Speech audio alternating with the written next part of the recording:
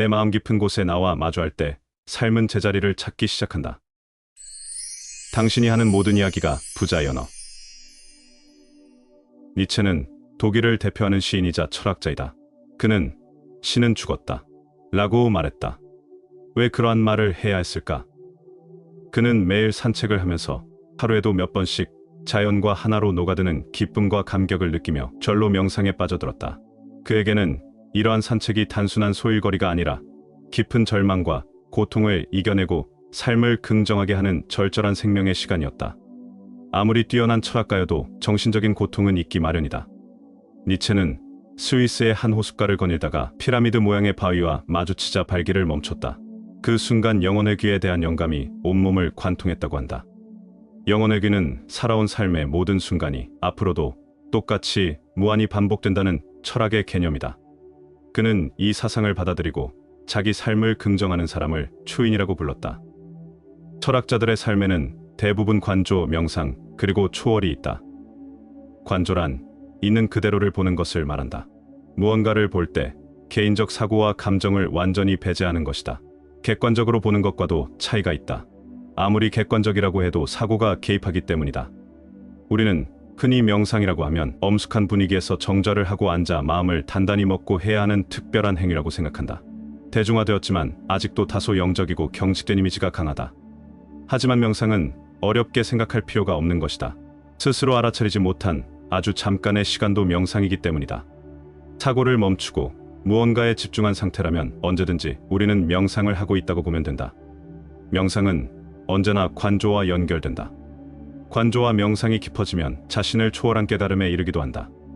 이러한 것들은 종교적 색채가 밴 관념이 아니라 기원전부터 인간이 실제로 체험한 것들이다. 관조를 하고 명상을 하면서 깨달음을 얻는 것. 이 세 가지는 경계없이 서로 이어져 있다. 많은 사람들이 깨달음을 얻으면 그 채로 쭉 살 수 있다고 생각하는데 아무리 깨달음에 도달했다고 해도 그 상태에 계속 머무를 수는 없다. 곧 현실로 돌아오게 되기 때문이다. 하지만 이 방법을 아는 사람은 현실의 파도에 휩쓸리지 않고 자기 자신을 계속해서 구원해가며 살 수 있다. 깨달음은 특정한 방법을 통해 얻을 수 있는 것도 아니고 개인의 의지로 도달할 수 있는 영역도 아니다. 오히려 이 모든 것을 내려놓았을 때 비로소 불현듯 찾아오는 것이 깨달음이다. 이것이 바로 삶의 신비이자 명상을 하는 자에게 주어지는 신의 선물일 것이다. 니체는 어느 날 산책을 하다가 그만 울고 만다. 그는 이렇게 말했다. 나는 나 자신을 훨씬 뛰어넘었지.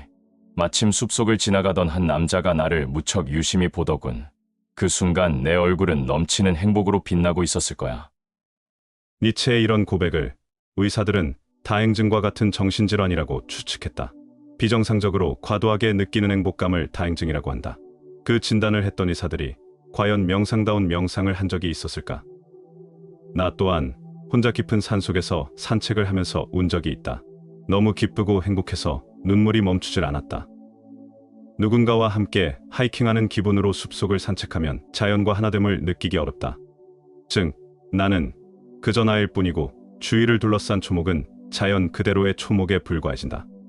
하지만 혼자 산과 들을 걸으면서 무의식 중의 명상 상태로 들어가면 나와 자연의 경계가 허물어진다. 그리고 자신도 모르게 어느새 하나가 되어 있음을 느끼는 순간이 온다. 그러면 니체처럼 넘치는 기쁨을 온몸으로 맛볼 수 있다. 가만히 앉아 하는 명상에서만 느낄 수 있는 것이 절대 아니다. 산책을 하면서도 얼마든지 자신을 초월하는 명상 상태에 들어갈 수 있다. 참선하는 승려가 수행 이외에 청소나 생활에 필요한 잡무를 묵묵히 해낼 때도 일종의 선정, 즉 사고하지 않는 명상 상태에 이를 수 있다. 사실 이것은 말로 표현하기가 힘들다. 자신이 실제로 경험해야만 알 수 있기 때문이다. 니체는 이렇게 말했다. 자연의 풍경 속에서 우리 자신을 재발견하고 유쾌한 전율을 느낄 때가 있다. 땅에서 이런 느낌을 받은 사람은 분명 행복할 것이다. 아무것도 하지 않는 시간에 창조성이 깨어난다. 아무것도 하지 않는다는 것은 세상 일에 관여하지 않는다는 뜻이다. 우리는 알게 모르게 오지랖을 많이 부린다. 내가 상관해주면 상대방에게도 좋을 것이라고 생각하는데 전혀 아닌 경우가 더 많다. 오지랖이 넓은 사람은 가벼울 때가 많다. 자신의 오지랖에 상대가 웃으면 자신이 맞았다고 착각하고 상대가 웃지 않으면 오히려 아무 잘못 없는 상대를 욕한다. 세상 일에 전혀 관여하지 않는 시간을 가져보라. 당신이 할 일이 따로 있다는 것을 알게 될 것이다. 판단과 사고하는 것을 잠재우는 관조를 하면서 명상에 빠져들면 풍요롭고 평온한 느낌이 찾아온다. 그리고 내가 완전히 자연 속으로 녹아들고 있다는 느낌을 받게 된다. 모든 대상이 한층 멀어지면서 동시에 한결 더 진실한 모습으로 드러난다. 모든 게 나를 관통해서 지나다니는 느낌마저 들 것이다. 그러면서 자연스럽게 성장의 욕구가 일어난다. 나의 내면에서 나무가 자라나기 시작하는 것이다. 나도 모르게 시와 같은 한 문장이 떠오른다면 아마 당신은 자연을 경험했던 것일 것이다. 당신의 영혼은 얼마나 투명한가? 투명하다는 것은 그 무엇도 섞이지 않은 명료하게 하나됨을 의미한다. 업무가 끝난 후에 뭘 할지 정신이 없이 쏠려 있거나 뉴스나 음악을 들으며 적당히 작업하면서 똑같이 반복되는 일상 업무만을 되는 대로 해가면서 살고 있는가? 이렇게 마음이 흩어진 채로 불완전한 기계처럼 행동하고 있는가? 앤서니 드멜로는 이렇게 말했다. 우리가 식기를 닦는 데는 두 가지 방법이 있다. 하나는 식기를 깨끗하게 할 목적으로 닦는 방법이고, 다른 하나는 닦는 행위 자체를 목적으로 닦는 방법이다. 첫 번째 방법은 죽은 방법이다.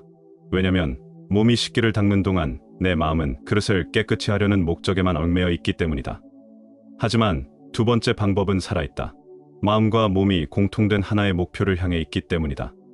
이러한 삶의 자세가 명상이 이끌어내는 집중력의 일부분이다.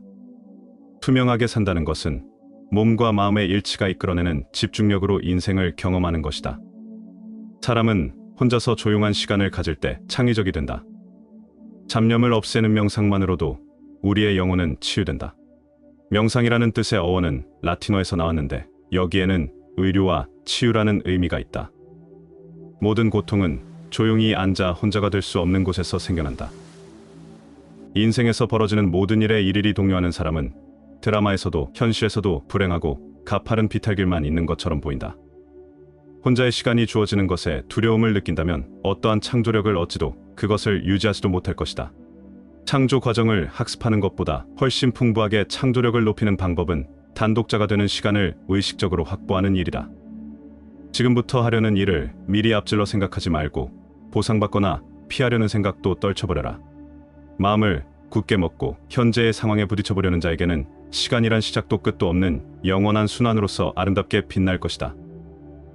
중국 선승들의 어록에 일일시오일이라는 말이 있다. 어떤 날이든 그대로 긍정하고 매일에 충실하면 만족은 언제든 느끼게 된다는 의미다. 이 변화가 자신에게 일어나면 틀림없이 현실적인 구원이 된다. 일상에서 일어나는 여러 가지 일에도 일희일비의 감정 기복이 일어나지 않기 때문이다. 모든 전자제품의 전원을 전부 끄고 혼자 있어보라. 그렇게 있는 것이 편안한 상태가 되기까지 시간이 걸릴 것이다. 무엇을 해야 할지 몰라 당황스럽고 이상한 느낌을 견디기 어려울 것이다. 자꾸만 휴대폰을 만지고 싶고 무언가를 듣고 싶을지도 모른다. 그것은 아직 마음이 사회의 번잡함과 활기를 원하기 때문이다. 습관적으로 활기를 추구하는 마음이 말이나 소리, 바쁜 용무로 일상을 채우려 드는 것이다. 불편하고 초조한 만큼 평소 본연의 자신을 잃은 채 살았다고 볼 수 있다. 그 정적에 익숙해지면 기억이 밀려온다. 멀리에 있는 기억부터 최근의 기억까지 하나하나 다가오면서 감정은 다채롭게 움직인다.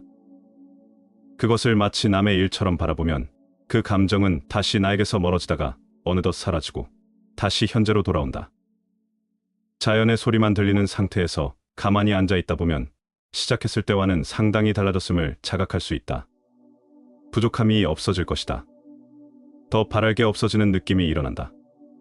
사회 속에 섞여 있었을 때의 자신은 분열되어 있었다는 사실을 알게 될 것이다. 나와 하나가 된 자신이 여기에 있다는 것을 비로소 체감하게 된다. 그러한 정적 속에서 혼자 식사해보라.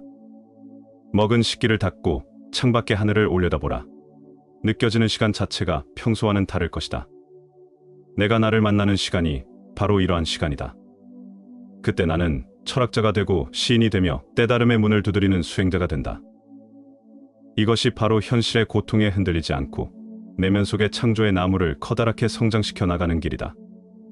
어떤 날이든 그대로 긍정하고 매일에 충실하면 언제나 당신의 삶은 만족스러울 것이다. 매일 혼잡함을 잠재우고 조용히 관조하고 명상해보라. 그곳에 내가 기다리고 있다.